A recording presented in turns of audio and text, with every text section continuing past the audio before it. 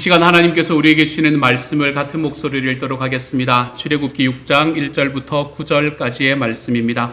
출애굽기 6장 1절부터 9절까지 말씀 우리 같은 목소리로 한번 읽어보도록 하겠습니다. 함께 읽습니다. 시작. 주님께서 모세에게 말씀하셨다. 이제 너는 내가 바로에게 하는 일을 보게 될 것이다. 틀림없이 그는 강한 손에 밀려서 그들을 내보내게 될 것이다. 강한 손에 밀려서야 그들을 이 땅에서 내쫓다시피 할 것이다. 하나님이 모세에게 이렇게 말씀하셨다. 나는 주다. 나는 아브라함과 이삭과 야곱에게 전능한 하나님으로는 나타났으나 그들에게 나의 이름을 여호와로는 알리지 않았다. 나는 또한 그들이 한동안 나그네로 몸붙여 살던 가나안 땅을 그들에게 주기로 그들과 언약을 세웠는데 이제 나는 이집트 사람이 종으로 부리는 이스라엘 자손의 신음소리를 듣고 내가 세운 언약을 생각한다.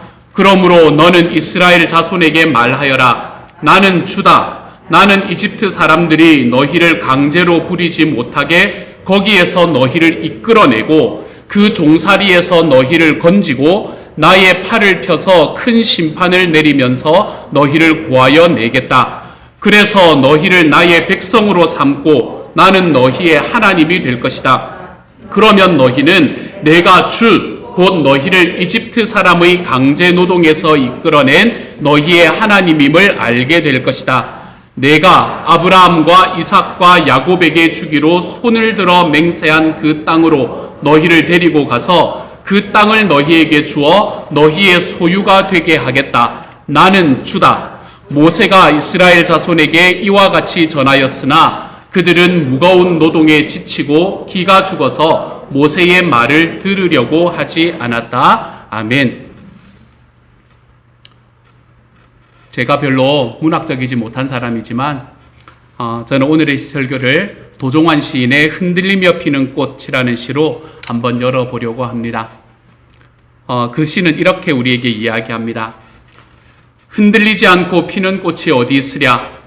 이 세상 그 어떤 아름다운 꽃들도 다 흔들리면서 피었나니 흔들리면서 줄기를 곧게 세웠나니 흔들리지 않고 가는 사랑이 어디 있으랴. 젖지 않고 피는 꽃이 어디 있으랴. 이 세상 그 어떤 빛나는 꽃들도 다 젖으며 피었나니 바람과 비에 젖으며 꽃잎 따뜻하게 피웠나니 젖지 않고 가는 삶이 어디 있으랴. 곡만 붙이면 노래가 될 것 같은 그런 시인 것 같습니다.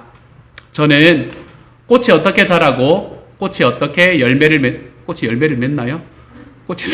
저 잘 모릅니다.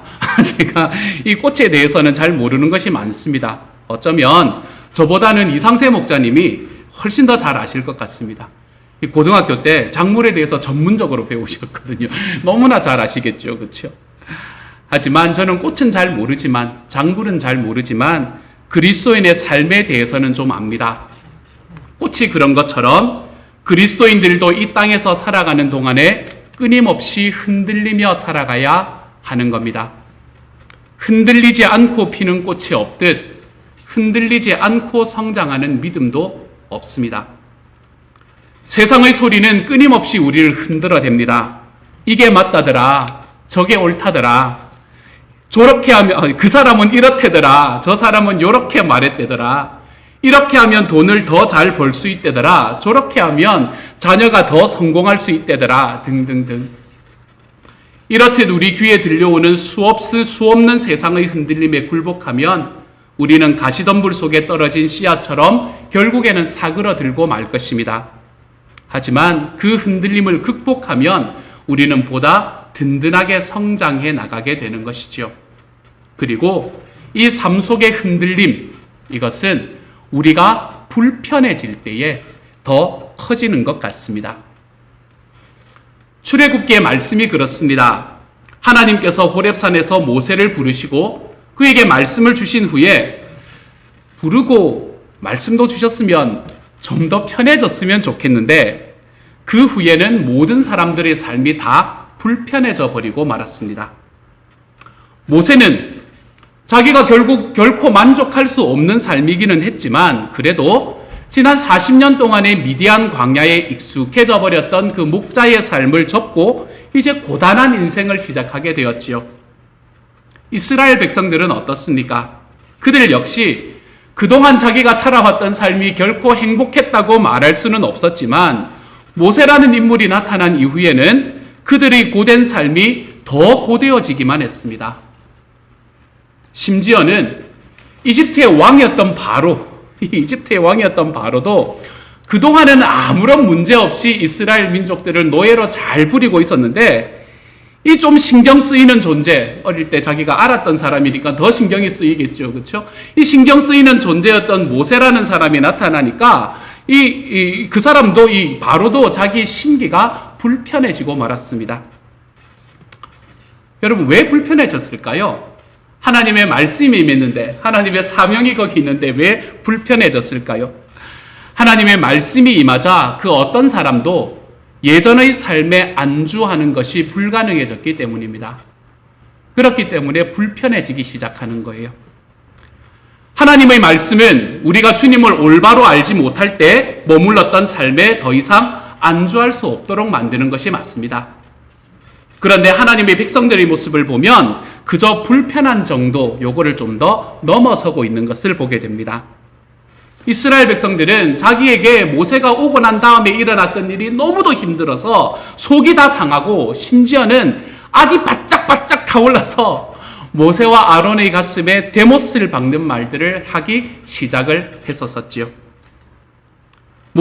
백성들은 이처럼 자기가 정말로 힘드니까 아론과 모세에게 터놓을 수 있었습니다. 아론도 자기의 삶이 힘들었던 것을 모세에게 화살을 돌릴 수 있었을 거예요. 당신이 그러지 않았겠죠. 그럴 때는 동생이니까 네가 나한테 와가지고 지금 이 모양이 되었다. 이렇게 화살을 자기의 동생에게 돌릴 수 있었을 겁니다. 그런데 이와 똑같은 불편한 상황에서 과연 모세는 뭘 할 수 있었을까요? 그들이 모두가 불편해진 것이 마치 자기의 존재와 자기의 말 때문인 것 같은 상황에서 그가 찾아갈 곳은 어디고 그리고 찾아갈 수 있는 사람이 과연 누가 있었을까요? 저는 성경이 정직해서 참 좋습니다. 주님을 믿기만 하면 만사 형통. 성경은 우리에게 이런 메시지를 안 전해줍니다.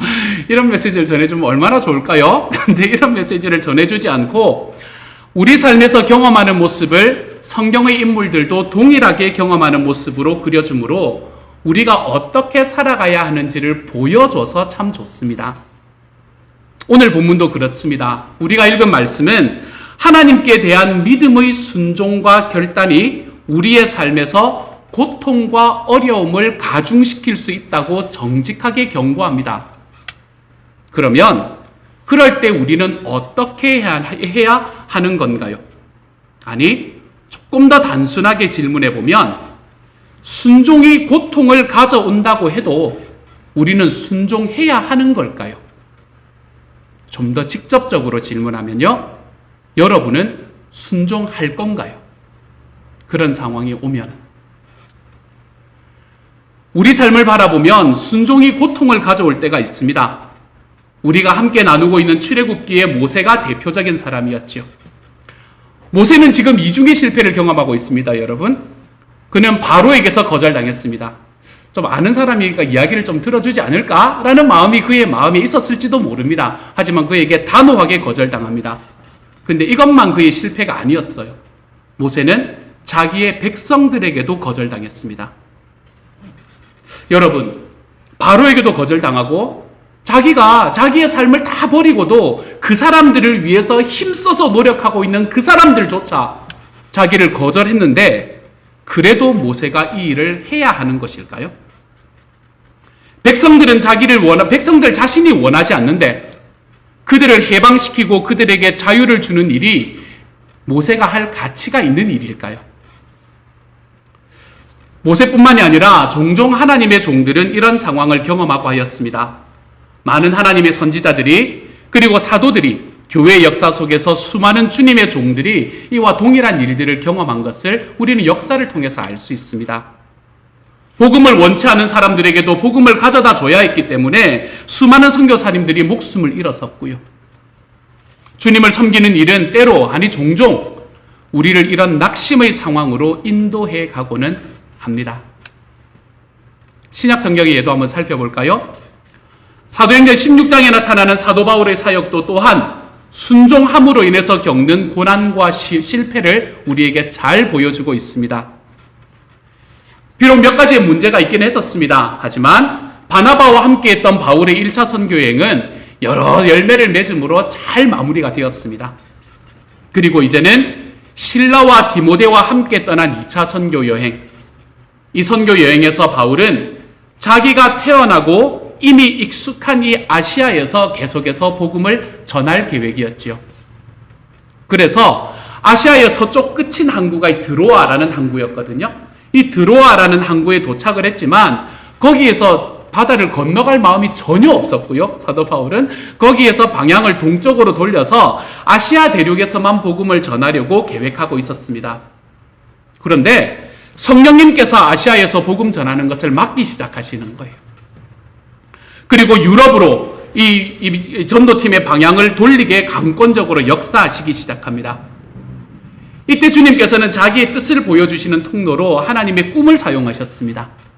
좀 조심해야 되기는 합니다. 우리가 꿈 꿨다고 다 하나님 주신 게 아니에요. 대부분이 개꿈입니다, 여러분.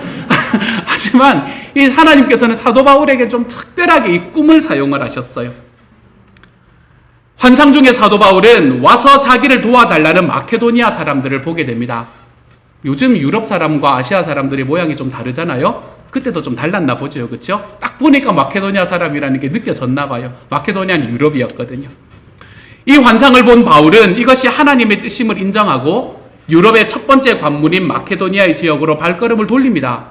하나님의 말씀에 순종한 거죠. 자기 계획과는 달랐지만 하나님의 말씀에 순종한 거예요. 그렇게 마케도니아에 도착해서 첫 성이었던 빌립보에 들어가서 그가 본 것은 하나님의 말씀에 순종했는데 자기는 활짝 열린 복음의 문이 아니었습니다. 그는 그 빌립보라는 곳에서 잡혀서 매를 실컷 맞고 지하 감옥에 던져집니다. 순종했는데요. 분명히 그는 하나님의 뜻을 보았고 순종했지만 그에게 당장 돌아온 것은 매질이었습니다. 투옥이었던 것이지요. 바울과 같은 대사도나 모세와 같은 위대한 인물에게만 이런 일이 일어나는 것일까요? 그렇지 않다는 것을 우리는 너무나 잘 압니다. 사실 누구나 믿음의 삶을 살려고 하면 그렇게 살아가는 모든 사람에게 이런 동일한 싸움이 있다는 것을 우리는 자주 경험하게 되지요.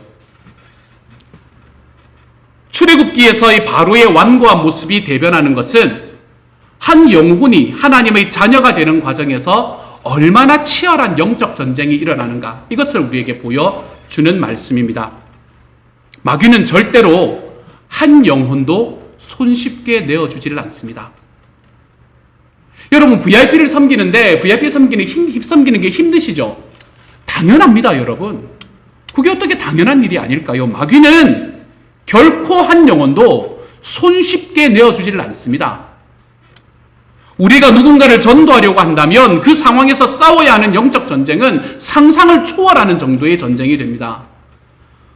우리가 한 영혼을 구원하고자 한다면 우리는 사실은 치열한 영적인 전쟁터에 들어가는 셈이 되는 거예요. 이것이 제가 목사로서 경험하고 살아가는 삶을 통해서 얻은 경험들입니다. 또한 영혼 구원에서 제자 삼으라는 주님의 말씀에 순종하여 한 걸음씩 걸어가 보려는 우리의 삶에서 지금 경험하고 있는 일들이지요. 또한 믿음의 자리에 들어가서 이제는 좀 믿음으로 살아봐야지 라고 결심한 그리스도인들에게는 마귀의 공격과 이 마귀의 도전이 쉼없이 계속됩니다. 절대 놓고 싶어 하지 않거든요. 정말 어렵게 믿음의 순종을 했는데 결국 일이 꼬여버리고 마는 것을 여러분 경험해 보지 않으셨습니까? 직장에서 내가 세상의 이야기가 아니라 이 소위 부패한 이야기가 아니라 믿음으로 일을 처리하려고 했는데 돌아오는 것은 불이익뿐임을 여러분 경험해 보지 않으셨습니까? 내가 섬기는 삶을 좀 살아보려고 선한 마음으로 VIP에게 다가갔는데 어쩐지 좀 호구 잡힌 것 같은 느낌이 들 때가 있지 않습니까? 저는 올해 다니엘 기도 기간에 이 존 번연이라는 분이 쓰신 철로 역정을 다시 한번 읽었습니다. 이 책에 묘사되어 있던 그리스도인의 삶이 또한 그렇더라고요. 뭐 하나 쉬운 여정이 없더라고요, 여러분.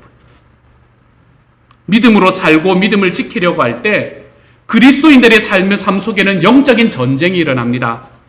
그리고 그렇기 때문에 순종이 종종 고통을 가져온다라는 이 사실은 우리의 삶에서 피할 수가 없는 사실이 되는 거예요.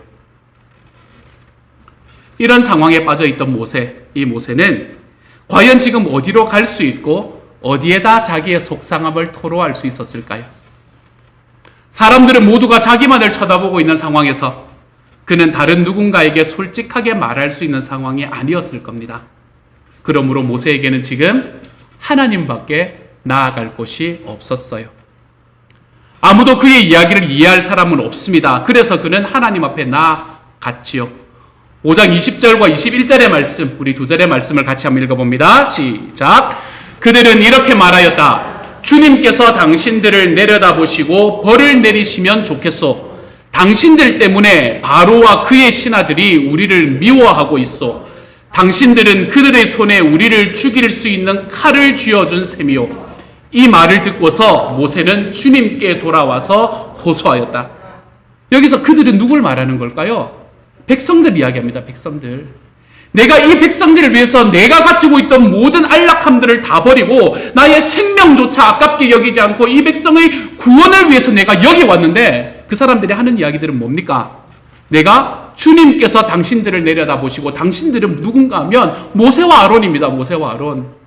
당신들을 내려다보시고 벌을 내리시면 좋겠어 이 이야기를 하고 있는 거예요. 이런 이야기를 들었던 모세가 과연 누구에게로 나아갈 수 있었을까요?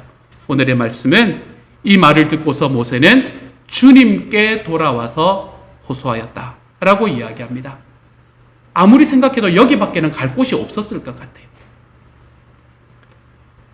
근데 이런 상황에서 주님 앞에 무릎을 꿇은 모세는 하나님 앞에 어떤 말씀으로 나아갔을까요? 이어지는 22절과 23절의 말씀입니다. 이것도 같이 한번 읽어보죠. 시작. 이 말을 듣고서 모세는 주님께 돌아와서 호소하였다. 주님, 어찌하여 주님께서는 이 백성에게 이렇게 괴로움을 겪게 하십니까? 정말 왜 저를 이곳에 보내셨습니까? 제가 바로에게 가서 주님의 이름으로 말한 뒤로는 그가 이 백성을 더욱 괴롭히고 있습니다. 그런데도 주님께서는 주님의 백성을 구하실 생각을 전혀 하지 않고 계십니다. 아멘 하기는 약간 부담스러운 말씀이에요. 그렇죠? 모세의 이 응답을 통해서 우리는 그가 잘못한 것과 잘한 것이 있다는 것을 좀 구분해 볼 줄 알아야 됩니다. 모세의 이 이야기는 모세가 잘못한 것이 있습니다. 하지만 이 이야기는 그가 또 잘한 것이 있어요. 첫 번째로 그가 실패한 것, 모세가 잘못한 것은 무엇인가? 그는 하나님께서 이 모든 문제를 초래했다고 여기고 하나님께 불평을 쏟아놓고 있다는 점, 이것은 모세가 실패한 부분입니다. 그래서 그는 이렇게 말하지요. 주님, 어찌하여 주님께서는 이 백성에게 이렇게 괴로움을 겪게 하십니까? 정말 왜 저를 이렇게 보내셨습니까? 라고 이야기하죠. 일의 원인이 하나님께 있습니다. 당신이 왜 나를 여기에 보내셨습니까? 당신이 왜 백성에게 저런 일들을 하셨습니까? 이렇게 하려고 나를 보내신 거냐고. 자신과 백성의 어려운 상황에 놓인 것은 다른 누구가 아니라 하나님 바로 당신 때문이 아니냐고 지금 불평하고 있는 것입니다. 이것은 모세가 처음으로 경험한 첫 번째의 실패의 자리가 되는 것이죠. 왜 모세가 이렇게 하나님 앞에 나아갈 수밖에 없었을까요? 그것은 그의 초점이 잘못되어 있기 때문이었습니다. 그가 보고 있는 방향이 잘못되었기 때문이었어요. 지금 모세가 초점을 맞춘 것은 눈에 보이는 당장의 결과였습니다. 자기의 말과 행위로 인해서 꼬여가는 상황과 환경, 지금 모세의 눈은 여기에 못 박혀 있는 것이었죠. 그는 지금 자기를 부르신 하나님이 어떤 분이신가, 하나님은 누구인가, 이것에 하나도 주목하지 않고 있습니다. 이것이 모세의 두 번째의 실패였습니다. 그는 하나님께서 이스라엘 백성을 구원하시는 일을 조금도 하지 않았다라고 이야기합니다. 이렇게 말하면서요, 제가 바로에게 가서 주님의 이름으로 말한 뒤로는 그가 이 백성을 더욱 괴롭히고 있습니다. 그런데도 주님께서는 주님의 백성을 구하실 생각을 전혀 하고 있지 않습니다. 하지 않고 계십니다. 무슨 말입니까? 자기는 순종했는데 하나님은 아무런 일도 하지 않고 계신다는 이야기입니다. 나는 순종했는데 하나님 당신은 왜 가만히 침묵하십니까? 라는 이야기입니다. 모세는 지금 당장 자기 앞에 일어난 일만 주목하고 있기 때문에 그 너머에 또는 그 배후에서 일하시는 하나님, 그리고 그렇게 일하시는 하나님의 성품이 무엇인가라는 것을 전혀 보지 못하고 있는 것이지요. 이것이 대부분의 그리스도인들이 실패하는 지점입니다. 그리스도인의 초점은 눈에 보이는 당장의 결과에 있는 것이 아닙니다. 그리스도인의 초점은 그 안에서 배어나오는 그 배후에서 역사하고 계시는 하나님의 성품을 바라보는 데 있어야 합니다. 우리가 여기에 집중하기 시작할 때 우리는 모세의 실패를 반복하지 않을 수 있게 되는 거예요. 그런데 우리가 이 말씀에서 발견하는 것은 모세의 잘못만 있는 것이 아닙니다. 오히려 여기에서는 모세를 인정해줘야 되는 부분도 존재합니다. 무엇보다도 먼저 모세를 인정해줘야 되는 부분은 무엇인가 하면 모세는 자기 자신을 위한 것보다 하나님의 백성에 대해서 관심을 가지고 하나님께 나아가고 있다는 사실이었습니다. 그는 단지 자기 자신의 문제에만 매여 있지 않았습니다. 하나님 왜 나를 여기 보내가지고 에이 안 합니다 주님, 내가 처음부터 안 한다 그러지 않습니까? 이런 이야기 하지 않습니다. 그는 정말 이스라엘 백성들, 그들이 잘 바라지 않는 것처럼 느껴진다고 하더라도, 그들의 마음속에 그 해방을 큰 기쁨으로 받아들이지 못한다고 하더라도 하나님께서 이들을 해방시키는 일, 그것을 간절히 원했던 사람이었습니다. 또한 하나님의 부르심에 순종할 때 그런 일이 일어날 것이라고 확신했던 사람이었습니다. 적어도 이스라엘의 백성들의 장로들이 모세와 아론의 말을 듣고 하나님께 경배를 드렸던 바로 그때까지만 해도 말입니다. 비록 지금 모세가 이스라엘 자손들의 작업 반장들로부터 원망의 소리를 듣고 있지만 여전히 모세는 이 백성들이 혹독한 고생을 하고 있다는 것을 하나님 앞에 호소하고 있습니다. 사실 모세의 이런 마음, 자기 자신뿐만이 아니라 자기와 함께 있는 공동체를 소망하는, 사랑하는 이 마음은 나중에 금송아지 사건으로 하나님께서 이스라엘 백성들을 멸하시겠다라고 이야기하실 때에 자기의 이름을 생명책에서 지우는 한이 있더라도 주님의 백성은 버리지 말아 달라라고 간구하는 자리까지 나아갈 수 있게 만들었던 근원이 되는 것이지요. 모세는 이처럼 자기 자신뿐만이 아니라 자기와 함께 있는 백성들을 소중히 여기는 마음을 가지고 있었을 뿐만 아니라 우리가 모세에게서 인정해줘야 하는 또 하나의 부분은 그가 이 문제를 다른 누구에게가 아니라 하나님께 가지고 나아갔다는 점입니다. 우리가 이것은 좀 인정해 주어야 합니다. 모세는 자기를 향해서 원망하고 불평하는 이스라엘의 작업 반장들에게 받은 대로 돌려주지 않았습니다. 아까 말이 굉장히 심했잖아요. 그렇죠? 하나님께서 당신에게 벌을 내리기를 원합니다. 얼마나 무서운 말이에요. 지금 하나님이 자기를 보냈는데 여기에. 그 사람을 두면 그런 이야기 들으면 여러분 뭐라고 이야기하고 싶으세요? 한바탕 빡 쏘아주고 싶지 않습니까 여러분? 네가 뭔데? 막 이러면서 막 쏘아주고 싶지 않습니까? 말로 잘 안 쏘아주더라도 우리가 저 인간이 나를 막 이러면서 우리가 뒤로 돌아가가지고 막 무시하고 막 아내한테 막 그거 하고 이야기하고 그 인간은 뭔데? 막 이러면서 이야기하고 싶지 않습니까? 그렇죠? 하지만 모세는 이런 이스라엘의 작업 반장들이 자기를 향해서 원망하고 불평함에도 그것을 원망과 불평으로 돌려주지 않습니다. 그는 형인 아론에게 자기의 심정을 토로한 것 같지도 않습니다. 그는 그의 삶에서 순종으로 인한 고통이 찾아왔을 때에 그 문제를 가지고 하나님께로 나아갔습니다. 문제가 있을 때 하나님께 나아가는 것이야말로 우리 모두가 배워야 하는 일입니다. 이스라엘의 작업 반장들은 어려움이 닥치자 바로에게 달려가 호소합니다. 이처럼 우리도 우리의 삶에서 어려움이 닥칠 때 다른 누군가에게 호소하는 일이 얼마나 일상적이 되어 있나요? 세상의 하나님보다 훨씬 더 지혜로울 것 같고 우리 마음에 드는 대답을 들려줄 것 같아서 그쪽으로 달려갑니다. 밤새 마음이 맞는 사람들과 술 한잔 하면서 세상 이야기, 내 이야기 그렇게 이야기하는 것은 쉽습니다. 하지만 그런 것들을 가지고 하나님께로 나아가는 것은 쉽지 않아 보이는 우리의 마음, 우리의 모습. 그렇지만 순종으로 인한 고난을 당하는 것 같은 상황 속에서 모세는 아론도, 백성도, 지도자도, 바로도 아니라 하나님 앞에 나아갈 줄 아는 사람이 되었던 것이지요. 이것이 우리가 모세에게서 좀 인정해 줄 수 있는 부분입니다. 오늘 우리가 읽은 본문, 이 6장의 본문은 5장에서 이렇게 하나님 앞에 질문을 한 이 모세의 질문에 대한 하나님의 처방, 그것을 오늘은 우리가 6장의 말씀에서 함께 읽었던 것이지요. 하나님께서는 성경에서 자주 그러시는 것처럼 모세가 질문하고 있는 것에 대해서 즉각적인 대답을 안 주십니다. 참 답답하신 분이세요. 하나님, 예수님도 그래서 이 땅에 오셔가지고 하나님을 닮아 계시는 것 같아요. 그렇죠? 질문으로 받아치는 거. 이번 주에 큐티아 뉴스 여러분 보신 적 있지 않습니까? 그렇죠? 가이사의 것은 가이사에게 이런 거 하다가 질문으로 내려치는 거. 하나님께서 참 답답하신 부분이 분명히 있습니다. 하지만 성경에서는 하나님께서 이 질문에 대한 즉각적인 대답을 주시지 않는 경우가 얼마나 많은지 몰라요. 모세가 하나님께 질문한 게 뭡니까? 하나님, 왜 나를 여기에 보내셨습니까? 내가 와서 여기 당신의 말대로 이야기했는데 순종했는데 왜 바로는 움직이지 않습니까? 이것이 모세의 질문이었잖아요. 그런데 하나님은 그 이유는 있잖아, 이렇게 말하는 대신에 모세를 부르실 때 이미 하셨던 말씀을 다시 한번 반복해서 들려주십니다. 이게 참 이상해요.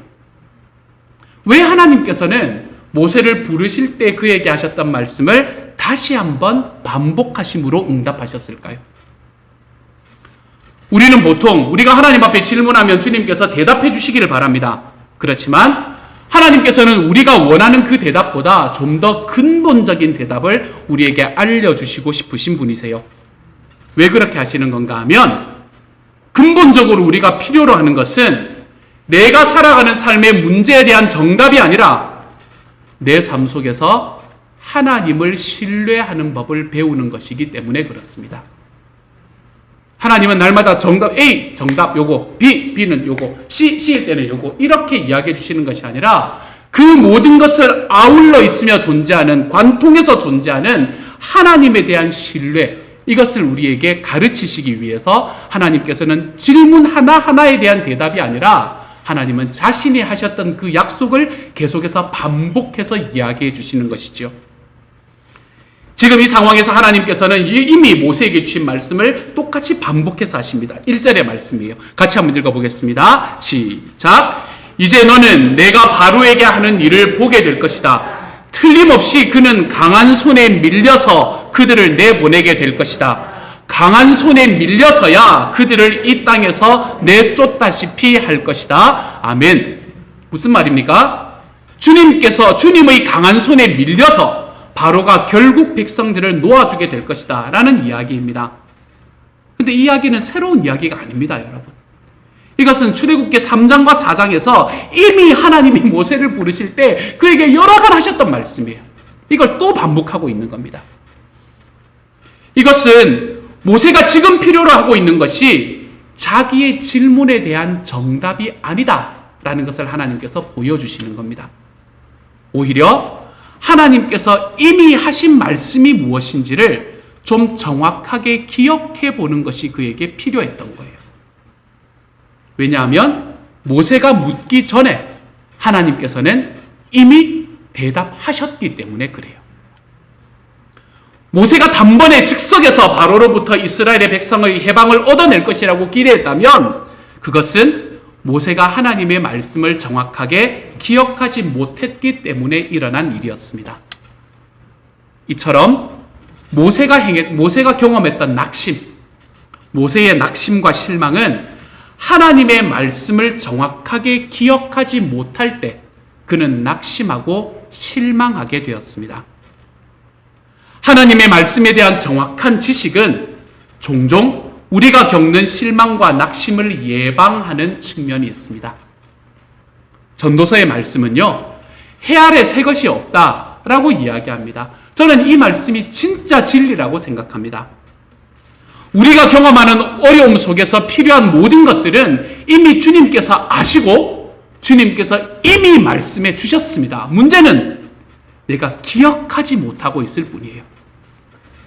그리고 그것들을 이미 우리에게 알려주시고 준비해 주셨습니다. 그런데도 우리가 여전히 순종하는 과정에서 경험하는 모든 낙심과 실망의 상황들이 혹시 하나님께서 우리에게 하신 말씀을 정확하게 기억하는 데 실패했기 때문에 겪는 것은 아닌가? 우리 자신을 한번 돌아보시기를 소망합니다. 이미 주신 말씀을 정확하게 기억하는 일, 우리가 이 길을 걸어갈 때 우리는 하나님을 신뢰하는 방식을 배울 수 있게 됩니다. 갈라디아서 6장 9절부터 10절은 이러한 상황에 대해서 우리에게 이렇게 말해줍니다. 함께 한번 읽어보지요. 시작. 선한 일을 하다가 낙심하지 맙시다. 지쳐서 넘어지지 아니하면 때가 이를 때에 거두게 될 것입니다.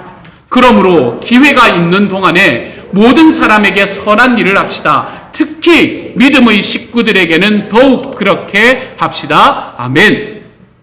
저는 이 시간에 함께 예배하는 우리 식구들 모두가 주님께서 우리에게 주신 이 말씀들을 기억함으로 우리의 상황과 환경에 초점을 맞추기 때문에 빠지는 상심과 실망에서 벗어날 수 있는 하나님의 사람들이 되시기를 소망합니다. 상황들 속에서 주님, 이 상황 속에서 왜 하나님이 나를 이곳으로 인도하셨습니까? 이 상황 속에 내가 빠져나갈 길은 무엇입니까? 라고 주님 앞에 새롭게 질문하는 것이 아니라 주님께서 이미 말씀해 주신 그 말씀을 기억함으로 하나님께서 나의 삶에 주신 말씀을 정확하게 기억해내므로 우리의 삶에 주님이 지금 무엇을 이야기하시는가, 하나님은 나의 삶에 얼마나 신실한 분이신가라는 것을 내 삶으로 좀 경험하며 살아가 볼 수 있는 하나님의 사람이 되시기를 소망합니다. 그래서 모세의 질문에 하나님께서는 내가 너에게 이미 대답하지 않았냐라고 이야기하심으로 다가오셨던 그 하나님의 대답이 우리가 주님 앞에 질문하며 나아갈 때 저와 여러분에게도 동일한 대답으로 인정될 수 있는 하나님의 사람들이 되시기를 소망합니다. 말씀에 신실하신 주님, 이 하나님을 우리의 삶에 좀 경험하고 살아갈 수 있는 이번 한 주가 되어 가시기를 우리 주님의 이름으로 축복합니다. 두 번째로 하나님의 처방은요, 모세에게 나는 주다 라고 계속해서 선언하시는 것이었습니다. 여러분, 모세가 이 사실을 모르고 있었을까요? 하나님이 주라는 걸 그가 모르고 있었을까요? 모세인데요, 여러분. 하물며 모세입니다. 이 기준이 아니에요. 이 정도가 아니라 하물며 모세입니다. 모세. 그가 모르고 있었을까요? 그렇지 않았습니다. 하나님이 자신의 주님이라는 것을 알았기에 자기의 익숙한 삶의 터전을 뒤로 하고 자기의 사명에 따라 이집트로 왔을 거예요. 그렇지만 모세가 하나님이 주님이시다라는 사실을 자기의 머리로는 알고 있을지언정 자기의 가슴으로, 자기의 믿음으로 이것이 무엇을 의미하고 있는지 그가 느끼지는 못했던 겁니다. 이때 모세에게 필요한 것은 하나님께서 들려주시는 내가 너의 주다라는 이 선언입니다. 하나님께서는 오늘의 짧은 본문에서 2절, 6절, 7절, 8절에서 무려 4번이나 이것을 강조하여 선언하십니다. 보이시죠? 그렇죠? 강조하여 선언하십니다. 무슨 의도인가요? 이것은 내가 누구인지를 너가 아느냐라는 질문이기도 하고 너는 나를 좀 알아라 라고 이야기하는 하나님의 명령이기도 합니다. 하나님은 천지를 창조하신 주권자이심을 모세는 기억해야 했습니다. 만일 바로가 하나님의 명령을 듣지 않는다면 그것은 하나님의 능력이 부족했기 때문이 아니었습니다. 오히려 바로가 그 말을 듣지 않은 것으로 인한 하나님의 다른 선하신 뜻이 있었기 때문이었겠지요. 우리도 마찬가지입니다. 만일 우리가 하나님의 말씀에 순종하고 믿음으로 행했음에도 불구하고 문제가 더 복잡하게 꼬여가고 고통스러운 결과를 맛보게 된다면 그것은 하나님의 능력이 부족해서도 하나님께서 우리를 돌아보지 않으시기 때문도 아닙니다. 그것은 내가 비록 지금은 깨달을 수 없지만 하나님의 다른 선하신 뜻이 거기에 있기 때문입니다. 천지를 만들고 그것을 운행하는 이가 나인데 바로가 문제가 되겠느냐? 내 삶의 문제거리가 너를 삼킬 수 있겠느냐? 너는 어떤 상황 속에서든 이 사실을 알아라. 내 삶의 문제거리가 너를 삼킬 수 없다. 하나님이 이야기하시기를 내가 너의 주다라고 하나님께서는 4번이나 오늘의 말씀에서 선언하고 계시는 것이죠. 사랑하는 여러분, 저는 저와 여러분이 이러한 주님을 좀 알고 경험하고 믿을 수 있기를 소망합니다. 천지를 만드신 하나님이 내 주님이시다. 비록 지금은 온전히 볼 수 없고 완전히 경험할 수는 없지만 늘 신실하게 자신의 선하신 뜻을 말씀으로 전해주시고 내 뜻과는 다르지만 선하신 계획을 늘 베푸시는 하나님이 내 주님이시다. 저는 저와 여러분이 이러한 고백을 하며 살아갈 수 있는 하나님의 사람들이 되어가시기를 소망합니다. 주님이 얼마나 답답하셨으면 이 짧은 본문에 4번이나 내가 주다라고 이야기하셨겠습니까? 우리의 삶에서 이 고백이 저와 여러분의 삶의 어떠한 상황 속에서도 우리의 삶에서 기쁨으로 나타날 수 있는 하나님의 사람들이 다 되어가시기를 우리 주님의 이름으로 축복합니다. 우리가 오늘 읽은 본문에서 반복되는 것으로만 따지면 나는 주다 4번 반복됐다 그랬잖아요. 이것보다 더한 것이 있습니다. 4번이나 반복된 나는 주다라는 말씀과 함께 하나님께서는 I will, 즉 내가 할 것이다 라는 말씀을 3절부터 7절까지의 말씀에서 무려 7번이나 하십니다. 7번이나. 내가 할 것이다. 이 말씀입니다. 6절과 7절의 말씀에서 우리가 한번 살펴보도록 하죠. 6절과 7절을 바라보면 하나님께서는 이스라엘 사람들이 강제로 부리지 못하게 백성들을 이끌어내실 것이고 하나님은 그들을 그 종살이에서 건지실 것이고 팔을 펴서 큰 심판을 내리며 구원하실 것이고 이스라엘을 하나님의 백성으로 삼으실 것이고 그들의 하나님이 되실 것이고 또한 조상들에게 주기로 맹세한 땅으로 그들을 데려가실 것이고 그 땅을 백성들에게 주어 그들의 소유가 되게 하실 것이다. 하나님께서는 이처럼 7번이나 I will, 내가 그렇게 할 것이다 라고 백성들에게 이야기하고 있는 것입니다. 이것은 모두가 하나님께서 아브라함과 맺었던 약속을 기억하심으로 이루어 주신 것들이에요. 여러분, 아브라함과 맺은 약속 이러니까 며칠 전, 몇 년 전 이런 걸 생각하기가 십상입니다. 그냥 며칠 전에 맺어서 그냥 기억하시겠지. 여러분, 이게 아닙니다. 이때 아브라함과 맺은 약속은 무려 600년 전에 맺으신 약속이에요. 하나님은 지금 600여 년 전에 맺으신 그 언약을 기억시키면서 내가 그 약속을 신실하게 지켜내리라 라는 그 의지를 하나님께서 보여주고 있는 것입니다. I will, 내가 해주마 라고 이야기하는 겁니다. 그러므로 기억하십시다, 여러분. 600년 전의 약속을 기억하시는 하나님은 자기의 백성을 구원하시기 위해서 그 전능하신 능력으로 일하시는 분이시고 또한 지금도 분주하게 움직이시는 하나님이십니다. 하나님께 순종한 결과로 고통을 경험하게 될 때 우리에게 약속을 주시고 그 약속을 이루어 주시는 하나님을 경험하게 될 때 우리는 하나님의 선하심을 흔들림 없이 신뢰할 수 있게 될 겁니다. 사랑하는 여러분, 주님은 약속을 지키시는 분이십니다. 이 신실하신 주님에 대한 신뢰가 저와 여러분의 삶에 좀 채워질 수 있기를 소망합니다. 나는 주다. 그리고 두려워하지 마라. 내 약속을 지키기 위해선 내가 할 것이다. 라고 말씀하시는 주님의 응답에 이스라엘 백성들은 어떻게 반응했습니까? 9절의 말씀입니다. 우리 같이 한번 읽어보도록 하시죠. 함께 읽습니다. 시작. 모세가 이스라엘 자손에게 이와 같이 전하였으나 그들은 무거운 노동에 지치고 기가 죽어서 모세의 말을 들으려고 하지 않았다. 아멘. 그들은 모세를 통해서 주신 하나님의 말씀을 들으려고 하지 않았습니다. 왜요? 무거운 노동에 지치고 기가 죽어 있었기 때문입니다. 여러분은 어떻습니까? 여러분은 지금 마음이 상한 상태에 있지는 않습니까? 아니면 삶의 일상에 너무나 힘들고 지쳐서 그 모든 일에 대한 원망을 하나님께 돌리고 있지는 않습니까? 지금 모세가 이스라엘 백성에게 다시 가서 하나님의 말씀을 전했을 때 그들은 그런 상황 가운데 있었습니다. 그들은 모세를 듣지 않은 것이 아니라 하나님의 말씀을 거부한 것입니다. 사실 우리의 마음이 상할 때는 여러분, 하나님의 말씀을 듣는 것이 어려운 게 사실입니다. 삶이 너무나 고단해지게 될 때에도 우리는 하나님의 말씀에 귀를 기울이기보다는 도리어 하나님께 원망을 하기가 쉬운 것도 사실입니다. 하지만 이러한 모든 상황 속에서 주님께서 우리에게 주시는 말씀은 너희가 마음이 상할 때에도 주님께 순종하여야 한다라는 이 말씀입니다. 이것이 바로 하나님을 경외하는 순종이라고 이야기할 수 있는 것이죠. 내가 할 것이다, 내가 하리라, I will 이라는 이 7번이나 반복되는 하나님의 약속 앞에서 이스라엘 백성들은 우리는 하지 않겠습니다 라고 이야기하고 있는 거예요. 심지어는 모세까지도 그랬습니다.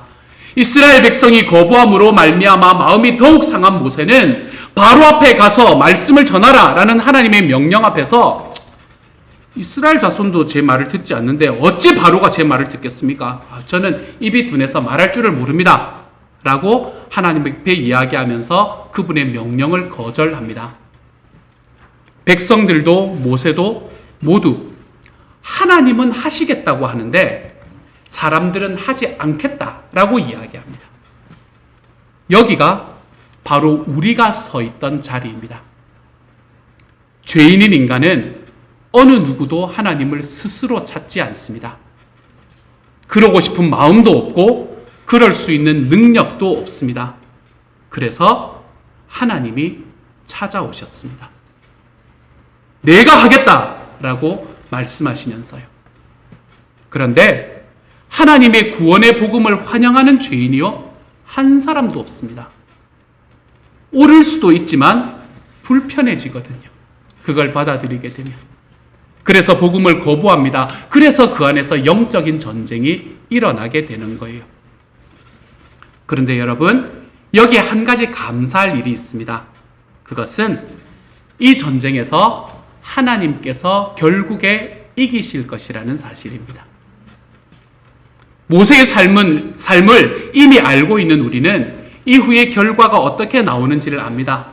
하나님 앞에 나는 못하겠습니다 하나님이라고 이야기했던 모세, 그는 결국 하나님 앞에 무너져서 바로 앞에 나아가서 하나님께서 명하신 말씀을 선포하게 됩니다. 하지 않겠다라고 이야기했지만 결국 하나님이 이기신 것이지요.